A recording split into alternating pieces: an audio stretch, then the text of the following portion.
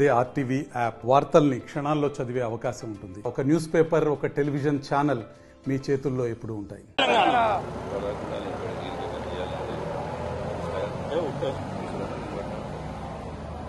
కాంగ్రెస్ ప్రభుత్వం ప్రజలకి ఉచిత వాగ్దానాలు చేసి అధికారంలోకి వచ్చిన తర్వాత మొండి చేయి చూపించడం అలవాటైపోయింది.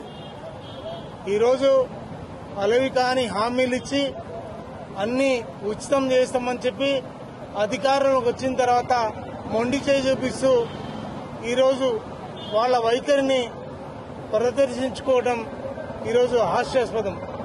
ఈరోజు 420 హామీలు, 6 గ్యారంటీలు, 6 గ్యారంటీల్లో 13 హామీలు అవన్నీ కూడా నెరవేర్చాలని చెప్పి మేము డిమాండ్ చేస్తా ఉన్నాం. ఎలక్షన్ల ముందు రేవంత్ రెడ్డి గారు కానీ, బట్టి విక్రమార్క కానీ, ఉత్తమ్ కుమార్ గారు కానీ, అదే రకంగా కోమటిరెడ్డి వెంకటరెడ్డి కానీ, సీతక్క కానీ ఇవన్నీ కూడా ఎల్ఆర్ఎస్ మీద ఈరోజు ఉచితంగా మేము అమలు చేస్తాం, మీరు అప్పటిదాకా ఎవరు కూడా ఏ డబ్బులు కట్టొద్దని చెప్పి 25,44,000 అప్లికేషన్లు పెండింగ్ లో పెట్టిరు. కోమటిరెడ్డి వెంకటరెడ్డి అయితే కోర్టులో పిలిచి ఈరోజు మీ పక్షాన మేము నిలబడతామని చెప్పన్నారు. కానీ ఇప్పుడు మాట మార్చి 31 మార్చి వరకు డెడ్ లైన్ పెట్టి 20,000 కోట్ల రూపాయలు పేద వర్గాల మీద భారం మోపి ఖజానా నింపుకోవడానికి దమ్మి చేస్తా ఉన్నారు. ఈరోజు దాన్ని తీవ్రంగా ఖండిస్తా ఉన్నాం. ఈరోజు ఇచ్చిన ప్రతి హామీ నెరవేర్చాలని చెప్పి ప్రజల పక్షాన, రైతుల పక్షాన మేము పోరాడతాం. మేము ఎట్టి పరిస్థితుల్లో అవి అమలు కాకపోతే మేము మా నిరసన అనునిత్యం కొనసాగుతుంది.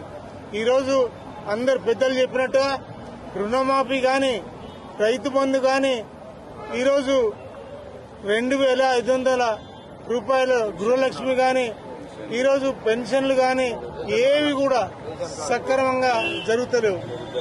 నిరుద్యోగ భృతి కానీ ఇవన్నీ కూడా అమలు చేయాలని చెప్పి లేని పక్షంలో ఈ ప్రభుత్వాన్ని ఖచ్చితంగా ప్రజలందరూ తిరస్కరించి బొందబెట్టే సమయం ఆసనం అవుతుందని చెప్పి తెలియజేసుకుంటూ ఈరోజు ఈ ఎల్ఆర్ఎస్ ని బేషరతుగా ఉచితంగా అమలు చేయాలని చెప్పి మేము డిమాండ్ చేస్తా ఉన్నాం. మరిన్ని వీడియోస్ కోసం ఛానల్ ని సబ్స్క్రైబ్ చేయండి. లేటెస్ట్ అప్డేట్స్ కోసం వాట్సాప్ ఛానల్ ని ఫాలో చేయండి. అండ్ లింక్ డిస్క్రిప్షన్ లో ఉంది.